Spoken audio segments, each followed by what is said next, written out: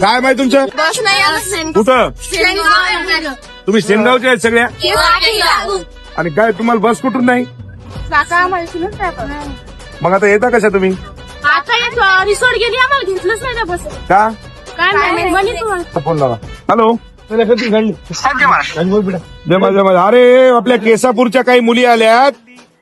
अरे त्यांना ते कोणती आता रिसोर्ट गाडी गेली, त्या लेकरांना त्या गाडीमध्ये घेतलं नाही. हा, या पद्धतीने जर वागत असतील हे लेकरं, आता इथं या ठिकाणी 25 लेकरं आहेत आणि शाळा सुटून ती आपल्या बस स्टँड मध्ये गेले. कोण रिसोर्टवाला कोण गाडीवाला होतं ते कोण ड्रायव्हर आणि कंडक्टर आहे, ताबडतोब त्याच्यावर कारवाई करा.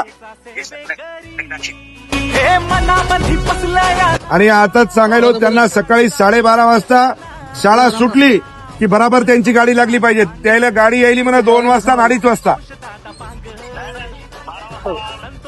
हा, तेवढी दक्षता घ्या. मी आता पाठवायला होतं त्यांना गाड्यात बसून द्या लगेच.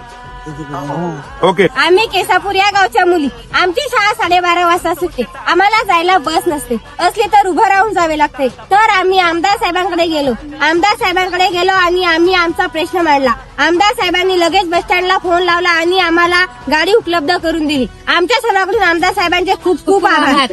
गरीबांचा बाली जशी उन्हात सावली, समर्द रांगडागडी सदा उभा ठाई जनतेच्या सेवे पायी, जनतेचा सेवे करी.